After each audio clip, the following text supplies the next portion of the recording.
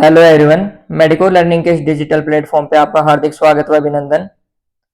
Hospital attendant की इस free series में अभी तक हमारी 4 क्लासेस कंप्लीट हो चुकी हैं। आज इस फ्री सीरीज में आगे बढ़ते हुए आज का इंपॉर्टेंट टॉपिक है बायोमेडिकल वेस्ट। इस टॉपिक में हम पढ़ेंगे कि बायोमेडिकल वेस्ट क्या होता है, कौन कौन से कलर के डिब्बों में इसका निस्तारण किया जाता है और इकट्ठा करने के बाद किस तरीके से इसको डिस्पोज किया जाता है, तो इसकी क्या परिभाषा होती है। तो आइए आगे वाली क्लास में इसको अच्छे से समझते हैं। ये बायोमेडिकल वेस्ट क्या होता है, इसकी जो डेफिनेशन होती है क्या होती है और इसका एग्जाम के तौर पे क्या इंपॉर्टेंस है।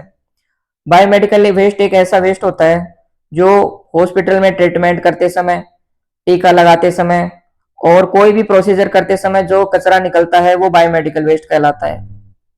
अगर इस बायोमेडिकल वेस्ट का सही निस्तारण नहीं किया जाए या ऐसे ही इसको इकट्ठा एक ही कंटेनर में इकट्ठा किया जाए तो हॉस्पिटल में क्रॉस इन्फेक्शन फैलने का बहुत ज्यादा खतरा रहता है, निडल इंजरी होने का बहुत ज्यादा खतरा रहता है। तो इसका एक प्रॉपर रूल एंड रेगुलेशन बनाया गया है जो बीएमडब्ल्यू मैनेजमेंट रूल 2016 के अंतर्गत आता है। इससे पहले बायोमेडिकल वेस्ट मैनेजमेंट रूल 1998 था जिसको रिप्लेस करते हुए 2016 बनाया गया है। इस रूल के अंतर्गत मिनिस्ट्री ऑफ एनवायरमेंट के अंतर्गत आता है और ये कौन कौन से ऑर्गेनाइजेशन पे अप्लाईकेबल होता है। किसी भी लोकेशन पे या किसी भी डिस्ट्रिक्ट स्टेट में आने वाले hospital, clinics, lab, blood bank, veterinary clinic, Ayurvedic hospital और हेल्थ कैंप, जो जो ये ऑर्गेनाइजेशन है इनसे निकलने वाला कचरा बायोमेडिकल वेस्ट के अंतर्गत आता है और इनको ये गाइडलाइन प्रोवाइड की जाती है। इन अप्लाईकेबल ऑर्गेनाइजेशन को इसके अकॉर्डिंग ही निस्तारण करना होता है। इस रूल के अकॉर्डिंग 4 कलर कोड में बायोमेडिकल वेस्ट को इकट्ठा किया जाता है, येलो, रेड, व्हाइट और ब्लू। येलो कलर कोड के कंटेनर में कौन कौन सी चीजें होंगी जो इकट्ठा की जाएंगी, हॉस्पिटल से निकलने वाले कचरे को सेग्रीगेट करके अलग करके येलो कंटेनर में कौन कौन से प्रोडक्ट को डाला जाएगा, कौन कौन सी चीजों को इस कंटेनर में डाला जाएगा। तो इसमें आएंगे एनाटॉमिकल वेस्ट, सॉलिड वेस्ट, जो एक्सपायरी मेडिसिन होती हैं, जो एक्सपायरी दवाइयां होती हैं और जो केमिकल वेस्ट होता है वो येलो कलर के कंटेनर में आता है। फिर आता है सेकंड नंबर पे रेड कंटेनर।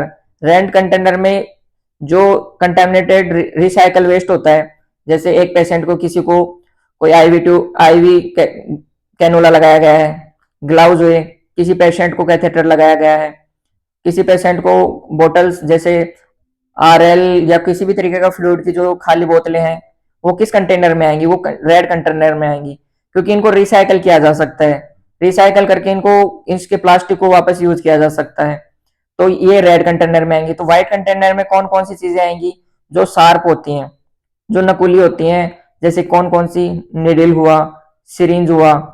मतलब वो कौन कौन सी सिरिंज, अगर आप कहोगे सर की सिरिंज तो प्लास्टिक की होती है, पर जो ऐसी सिरिंज आती है वैक्सीनेशन की हुई और अदर जैसे इंसुलिन सिरिंज हुई, जो फिक्स्ड आती है निडिल उनके सामने, उनको अलग नहीं किया जा सकता।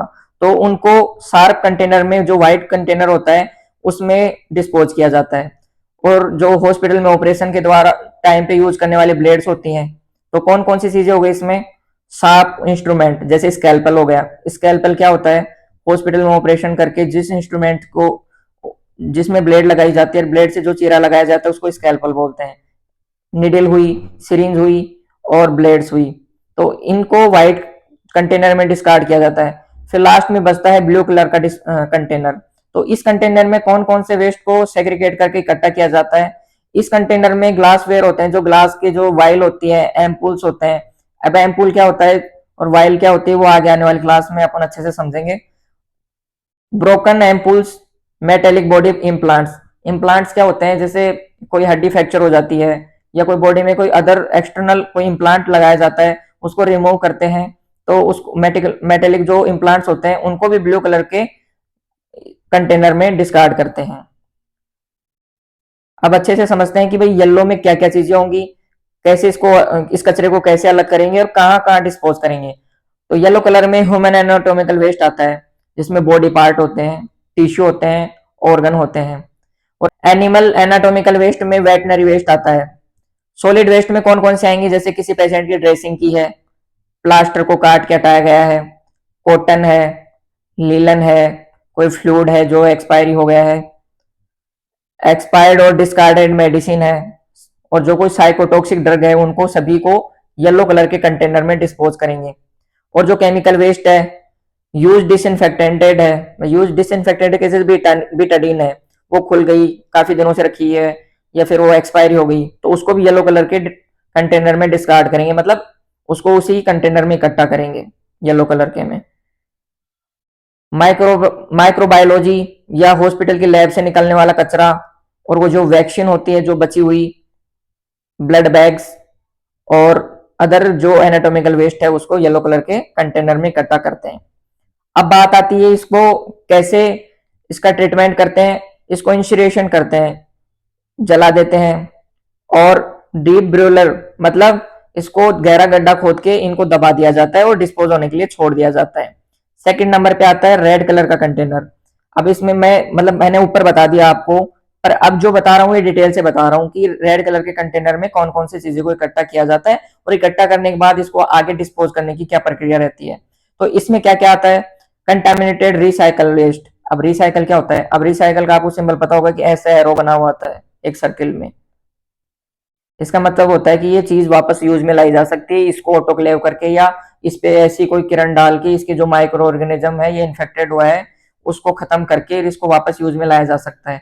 तो कंटामिनेटेड रिसाइकल वेस्ट में क्या क्या आता है, नॉन शार्प प्लास्टिक आइटम। भाई प्लास्टिक आइटम में क्या क्या हो गया सर, आईवी ट्यूब हो गई, आईवी सेट हो गए, कैथेटर हो गए, यूरिन बैग हो गए। तो इनको क्या करते हैं, इनको ले जाते हैं और इनको रेड कलर के कंटेनर में डिस्पोज करते हैं, फिर आगे इनको सेग्रीगेशन करके और इनको रिसाइकल कर लिया जाता है और रिसाइकल करके वापस हॉस्पिटल में या किसी अदर ऑर्गेनाइजेशन में इनको वापस यूज कर लिया जाता है।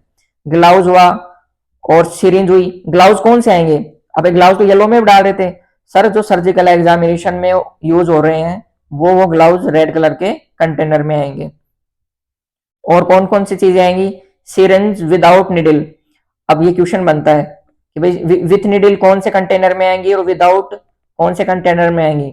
विथ निडल भाई फिक्स निडल वाली तो आएंगी व्हाइट कंटेनर में, और विदाउट निडल वाली सिरिंज जिसके ऊपर से निडल हटा ली गई है वो प्लास्टिक की बची है तो उसको रिसाइकल के वापस यूज किया जा सकता है।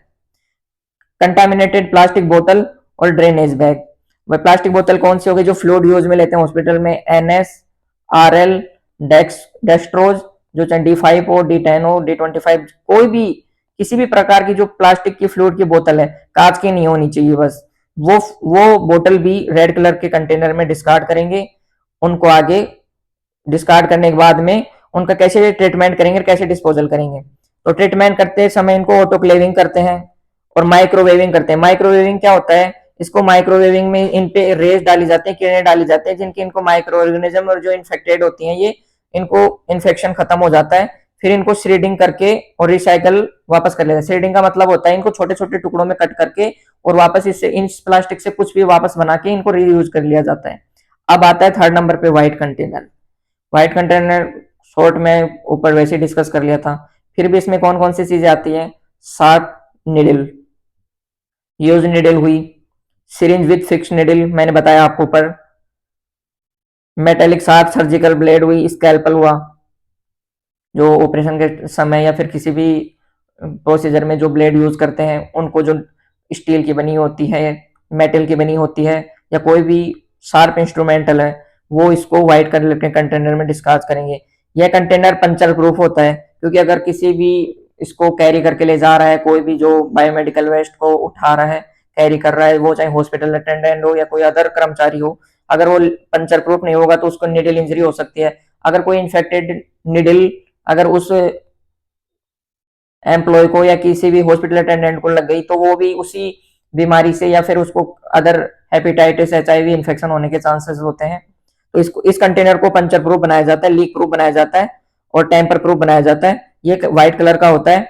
तो इसमें इसको व्हाइट कलर के कंटेनर में आने वाली चीजों को कैसे डिस्पोज किया जाता है, भाई ये तो स्टील की होती हैं, इनको ऑटोक्लेव किया जाता है। ऑटोक्लेव में क्या होता है, एक प्रेशर होता है और एक ताप दाब पे, भाप से एक निश्चित दाब पर इनको प्रेशर से इनको डिसइंफेक्टेड किया जाता है। इनको ड्राई हीट से स्टरलाइजेशन किया जाता है अब नेक्स्ट कैटेगरी है ब्लू कलर का कंटेनर।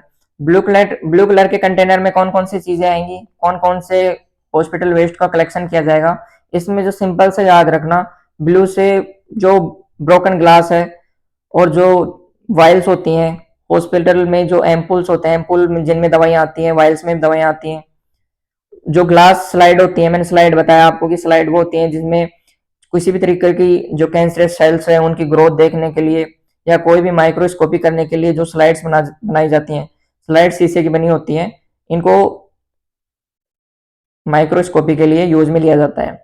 और मैंने ऊपर भी बताया था कि ब्लू कलर में जो बॉडी में लगाए जाने वाले इम्प्लांट होते हैं, मेटेलिक इम्प्लांट होते हैं, मेटेलिक इम्प्लांट होते हैं जिनको ऑर्थोपेडिक सर्जन या फिर की सर्जरी में यूज किया जाता है। अब सेग्रीगेशन के गोल्डन रूल क्या है कि सेग्रीगेशन को किस तरीके से करेंगे। भाई कचरा आप पेशेंट के बेड से उठा के ला रहे हो या वार्ड से कहीं से भी आप इकट्ठा कर रहे हो, तो उसको अलग करने के क्या क्या रूल होते हैं, कौन सी सावधानी बरतनी चाहिए, किस तरीके से करना चाहिए, किस तरीके से नहीं करना चाहिए। तो सबसे पहले क्या है, वेस्ट को जनरेट होते ही सोर्स पे ही सेग्रेशन करें, कभी भी मिक्स ना करें। ये क्या कह रहा है, फर्स्ट पॉइंट क्या कह रहा है कि जहां पे जिस भी वार्ड में आप बायोमेडिकल वेस्ट को इकट्ठा कर रहे हो तो वहीं आपको उसको अलग अलग करना है कि ये येलो कंटेनर में आएगा, ये व्हाइट कंटेनर में आएगा, और ये निडल है ये व्हाइट कंटेनर में आएगी, ये ग्लास है ये ब्लू कलर के कंटेनर में आएगा, और ये प्लास्टिक है ये रेड कलर के कंटेनर में आएगा। तो ये आपको उसी सोर्स ऑफ बायोमेडिकल वेस्ट के उसी सोर्स पे आपको इकट्ठा करना है और अलग अलग करना है। ये इसका गोल्डन रूल है। हर बैग कंटेनर पर बायोहजार्ड सिंबल होना चाहिए। भाई बायोहजार्ड का जो सिंबल होता है वो सिंबल होना चाहिए जो आप इकट्ठा कर रहे हो। कलर कोड का जो बैग है, जैसे येलो हुआ, येलो बैग पे बायोमेडिकल हजार्ड का होना चाहिए जिससे पता चल सके कि ये हॉस्पिटल का कचरा है और ये इससे इन्फेक्शन फैल सकता है, ये खतरनाक है।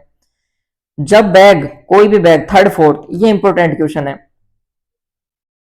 ये लास्ट ईयर सीआरई में पूछा भी गया था कि कोई भी बैग है वो कितना कंप्लीट फुलफिल होने, कितना भर जाने के बाद में उसको वहां से रिमूव करके और दूसरा चेंज किया जा सकता है, बदला जा सकता है। तो जो बैग होता है जो थर्ड फोर फील हो जाता है, मतलब थर्ड फोर क्या होता है, 75%।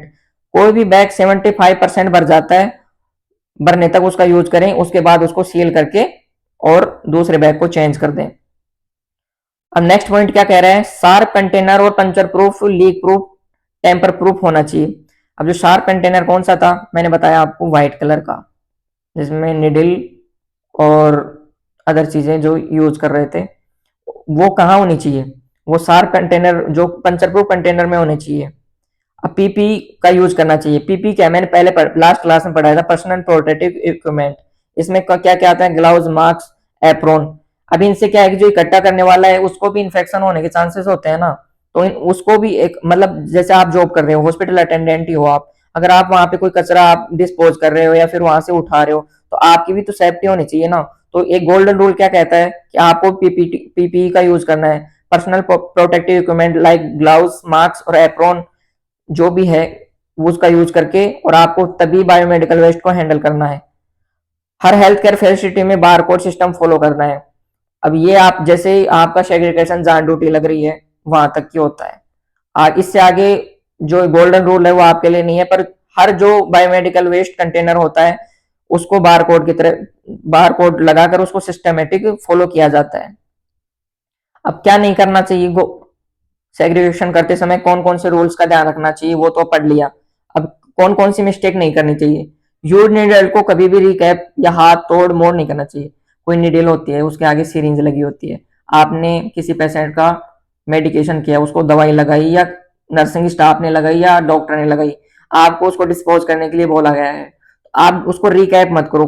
रिकैप कभी भी नहीं होता है, वो उसी निडल कटर से निडल कटर को निडल को काट कर आपको तुरंत डिस्पोज करना होता है। तो जो हॉस्पिटल के रूल में कभी भी रिकैप नहीं होता है, आपको वापस उस निडल के कभी सिरिंज के कभी भी वापस ढक्कन नहीं लगाना है, हाथ से तोड़ना नहीं है, मोड़ना नहीं है, इससे आपको निडल स्टिक इंजरी होने के चांसेस है और आप इन्फेक्शन से इन्फेक्टेड एनी हाउ हो जाओगे। येलो, रेड, व्हाइट और ब्लू वेस्ट को आपस में मिक्स नहीं करना है।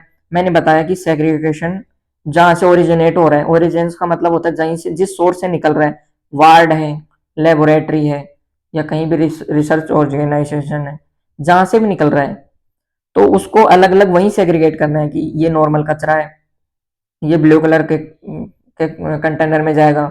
ये प्लास्टिक है, नॉर्मल विदाउट कंटामिनेटेड है, तो इसको रेड कलर में लेना है। शार्प है, निडल के साथ है, तो व्हाइट में लेना है। तो इस तरीके ग्लास है तो ब्लू में लेना है। तो ये वहीं पे आपको करना है, मिक्स नहीं करना है। बिना पीपी के साथ कंटेनर को, कंटामिनेटेड वेस्ट को ना अपने को कलेक्ट नहीं करना है। बिना विदाउट पीपी आप इन्फेक्टेड हो जाओगे। और जो ओवरफिल्ड है, मैंने क्या बताया, ओवरफिल्ड का मतलब होता है कि 2/3 पार्ट से ज्यादा, 75% से ज्यादा आपको कोई भी कंटेनर या कोई भी बायोमेडिकल वेस्ट बैग को फुलफिल नहीं करना है, उसको भरने नहीं देना है। उससे पहले आपको उसको चेंज करना है। तो ओवरफिल्ड नहीं करना है आपको, और उसे जबरदस्ती बंद नहीं करना है।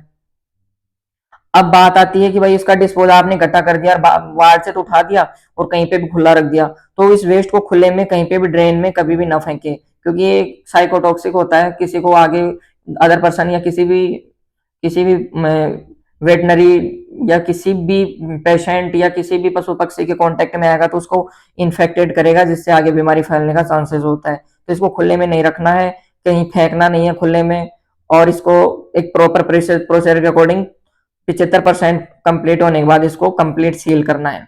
ऊपर टॉपिक्स में हमने जो डाउट्स क्लियर किए हैं और जो टॉपिक्स को अच्छे से समझा है, कलर कोडिंग को अच्छे से समझा है और किस तरीके से इसको अलग अलग करना है कचरे को, और कहाँ उसको डिस्पोज करना है, तो इस टॉपिक से रिलेटेड कौन कौन से मोस्ट टॉप 20 क्वेश्चंस बनते हैं उन पे चर्चा करते हैं। तो सबसे पहला क्वेश्चन क्या बन रहा है, सबसे पहला क्वेश्चन बन रहा है 2016 से पहले कौन सा रूल था बायोमेडिकल वेस्ट का। तो भाई 2016 से पहले था 1998 वाला रूल था। इसको चेंज करते हुए 2016 में 2016 वाला रूल आया और उसको रिप्लेस करके और इसको लागू कर दिया गया। सेकंड क्वेश्चन क्या कहता है, बीएमडब्ल्यू में कुल कितने कलर के कंटेनर होते हैं। तो इसमें होते हैं चार, टोटल चार। मैंने बताया येलो कलर का, रेड कलर का, व्हाइट कलर का और ब्लू कलर का कंटेनर होता है। अब नेक्स्ट क्वेश्चन क्या बन रहा है, ह्यूमन एनाटोमिकल वेस्ट किस कैटेगरी में आता है। अब ये बताओ कि ह्यूमन जो एनाटोमिकल वेस्ट है वो किस कलर के कंटेनर में डिस्पोज करेंगे, किस कलर के कंटेनर में डालेंगे, येलो, रेड, व्हाइट या ब्लू। तो ये किस कलर में डालेंगे, येलो में। और जो हॉस्पिटल में जो निडल यूज कर रहे हैं वो किस कंटेनर में डालेंगे, व्हाइट में। नेक्स्ट क्वेश्चन क्या है, जो सीरिंज है और वो फिक्स है, उनको हटाया नहीं जा सकता, उससे कौन कौन से कंटेनर में डालेंगे, उसको भी व्हाइट में डालेंगे। विदाउट को किस में डालेंगे, रेड में डालेंगे। सिरिंज विदाउट निडल कहाँ जाती हैं। नेक्स्ट क्वेश्चन क्या है कि भाई विदाउट जो सिरिंज है उनको कौन से डब्बे में डालेंगे, कौन से कलर के कंटेनर में डालेंगे, बताओ। तो उनको डालेंगे रेड कलर के कंटेनर में। आईवी ट्यूब और कैथेटर को कौन से कलर के कंटेनर में डिस्पोज करेंगे, वो प्लास्टिक के बने हुए हैं, कंटामिनेटेड नहीं है, वो रिसाइकल हो सकते हैं, तो उनको रिसाइकल होने वालों को कौन से कलर के कंटेनर में डाला जाता है, रेड कलर के में। ब्रोकन ग्लास और एम्पूल किस कैटेगरी में आते हैं, जो ग्लासेज हैं, एम्पूल हैं जिसमें दवाई आती है, कांच की शीशी होती है, दवाई यूज में कर ली, और जो बचा हुआ एम्पूल है उसको कौन से कलर के कंटेनर में या कौन से बॉक्स में अपन डिस्पोज करेंगे, बताओ। तो मैंने बताया था कांच से बनी हुई चीजें, और जो कांच की चीजें हैं चाहे वो टूटी हुई हो चाहे नहीं हो, उनको ब्लू कलर के कंटेनर में डिस्पोज करेंगे।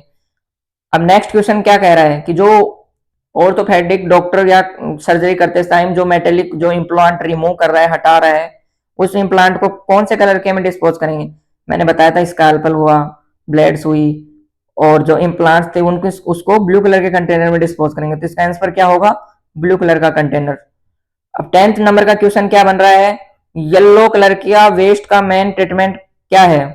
भाई येलो कलर के जो कंटेनर में जो बायोमेडिकल वेस्ट इकट्ठा किया है उसको कैसे खत्म करना है या उसको कैसे डिस्पोज करना है, उसका कौन सा मेथड है। मैंने बताया था येलो कलर का होता है इंसिनेरेशन, इसको जलाया जाता है अत्यधिक तापमान पे, इसको जलाकर और इसका ट्रीटमेंट किया जाता है जो येलो कलर के कंटेनर में जिस वेस्ट को इकट्ठा किया जाता है।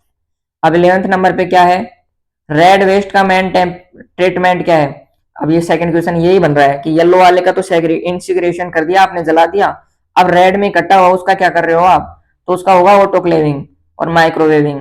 ऑटोक्लेव पे उच्च दाब ताप पे इसको ऑटोक्लेव करते हैं, डिसइंफेक्टेड करके वापस यूज में ले लेते हैं। और माइक्रोवेविंग में क्या होता है, इस पे रेज डाल के इसको डिसइंफेक्टेड करके वापस रिसाइकल कर लिया जाता है। ऑटोक्लेव का मिनिमम टेम्परेचर क्या होता है, मैंने बताया कि ताप और दाब पर। तो तापमान कितना होना चाहिए ऑटोक्लेव का? 120 डिग्री सेल्सियस। यहाँ से भी क्वेश्चन पूछा जाता है। अब कर रहे हो रेड कलर का कंटेनर का जो वेस्ट है उसका ट्रीटमेंट कर रहे हो, ऑटोक्लेव में रख दिया आपने, स्टार्ट कर दिया, तो उसकी टाइमिंग क्या होगी, कितनी देर तक रखोगे उसको? उसको 30 मिनट्स तक रखना आपको, उसके बाद उसको बंद करना आपको। अब डीप ब्यूरल में क्या होता है, कहाँ अलाउड होता है, मतलब आपको दबाना है, आप सिटी में कहीं भी हॉस्पिटल के आसपास ही दबा दोगे क्या?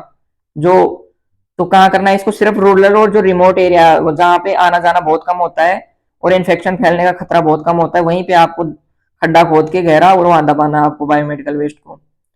जो अनट्रीटेड वेस्ट है उसको कितने घंटे तक स्टोर कर सकते हैं? अब जो बायोमेडिकल वेस्ट को हॉस्पिटल में कितने देर तक रखना चाहिए, ये भी इंपॉर्टेंट क्वेश्चन बनता है। इसको 48 आवर्स तक ही रख सकते हैं, इससे ज्यादा रखने से हॉस्पिटल में इन्फेक्शन फैलने का और जहां पे इकट्ठा कर रखा है वहां पे इन्फेक्शन फैलने का बहुत ज्यादा खतरा रहता है। तो 48 आवर मतलब 48 घंटे से पहले पहले इसको आगे की स्टेप के लिए भेज देना चाहिए, और नहीं तो इन्फेक्शन फैलने का बहुत ज्यादा खतरा रहता है। बीएमडब्ल्यू के लिए ऑथराइजेशन कौन देता है? अब जो बीएमडब्ल्यू को जो कचरा इकट्ठा होता है कि भाई तुम कर सकते हो, तो उसका जो जो ऑथराइजेशन कौन अलाउ करता है, इसके लिए एक वो बनी हुई है ऑर्गेनाइजेशन जिसको बोलते हैं एसपीसीबी। अब सर 17 नंबर का क्वेश्चन बन रहा है, ये क्या बन रहा है, जो 1998 रूल है उसमें ब्लू कलर की कैटेगरी में क्या क्या आता था? चलो ये इतना तो इंपॉर्टेंट क्वेश्चन नहीं है क्योंकि इसको 2016 में रिप्लेस कर दिया गया है।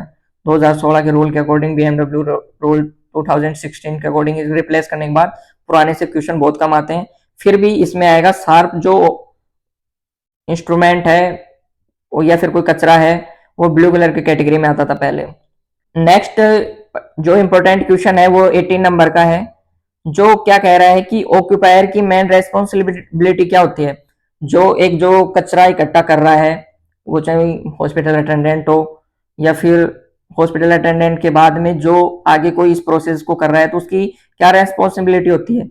कि भाई उसकी रेस्पॉन्सिबिलिटी होती है कि उसको अच्छे तरीके से रिसीव करे, इन्फेक्शन होने से रोके और उसका जो सेफ डिस्पोजल करे। आपने इकट्ठा भी अच्छे तरीके से किया, जहां से सोर्स हो रहा था, जहां से ओरिजिनेट हो रहा था, जहां से कचरा निकल रहा था, आपने वहीं से अच्छे से अलग किया। और अगर उसका सेफ डिस्पोजल नहीं होगा तो फिर आपने चैन तोड़ दी बायोमेडिकल वेस्ट की, तो उससे भी इन्फेक्शन यहाँ तो नहीं होगा हॉस्पिटल में, पर जहां डिस्पोज कर रहे हो आपने खुले में फेंक दिया गाँव में जाके, वहां पे अगर कोई पशु पक्षी या फिर कोई बच्चे अगर उसके कांटेक्ट में आते हैं तो वहां पे भी इन्फेक्शन फैलने का खतरा होता है। तो इस ऑक्यूपायर की क्या रेस्पॉन्सिबिलिटी होती है कि उसको सेफ डिस्पोज करे, सेफ पैलेस पे। और बारकोड किस रूल में आया, मतलब जो बारकोड सिस्टम है क्या 1998 वाले रूल में भी था या 2016 वाले अमेंडमेंट में आया? तो ये 1998 में बारकोड सिस्टम नहीं था, ये 2016 जो 2016 बीएमडब्ल्यू रूल्स है उसमें शामिल किया गया था। भाई शामिल क्यों किया गया कि भाई कचरा कहाँ से तो निकल चुका है, बारकोडिंग होने के बाद उसकी ट्रैकिंग की जा सकती है। बारकोडिंग अब उसका स्टेटस को शो करता है कि भाई अभी कचरा हॉस्पिटल से निकल चुका है और आगे डिस्पोज होने के लिए कौन सी ऑर्गेनाइजेशन तक पहुंच चुका है या कंप्लीट उसका डिस्पोजल हो चुका है। तो इसको बारकोड से ट्रैक कर सकते हैं, देख सकते हैं। पहले ट्रैकिंग सिस्टम नहीं था कि भाई हॉस्पिटल से कचरा निकला है नहीं या 15 दिन से हॉस्पिटल में ही पड़ा है, तो कैसे पता चलेगा? अब मान लो कि जो एम्प्लॉय है अच्छे से काम कर रहे हैं या नहीं है, कितने दिन का, भाई 48 आवर की जो गाइडलाइन है कितने आवर तक हॉस्पिटल में कचरा इकट्ठा कर सकते हैं, रख सकते हैं, वो फॉलो हो रही है नहीं रही, तो ये इसमें कहीं लूप होल था। तो इसको फुलफिल करने के लिए बारकोड सिस्टम लाया गया, इससे अच्छे से ट्रैकिंग हो पाती है और डिस्पोजल तक का ट्रैक करके पता लगाया जा सकता है कि कंप्लीटली डिस्पोज कर दिया गया है। अब अपना नेक्स्ट एमसीक्यू है कि जो केमिकल डिसइंफेक्शन के लिए यूज ले रहे हैं, जो सॉल्यूशन यूज ले रहे हैं, उसका कौन सा वो सॉल्यूशन का कौन सा है, उसका क्या नाम है, कौन से सॉल्यूशन को केमिकल डिसइंफेक्शन के लिए यूज लेंगे? तो मैंने आपको ऊपर बताया था कि वो 1 से 2% जो सोडियम हाइपोक्लोराइट है उसका यूज डिसइंफेक्शन के लिए यूज में लाया जाता है, केमिकल डिसइंफेक्शन के लिए। ये क्लास हमारी कंप्लीट हो चुकी है।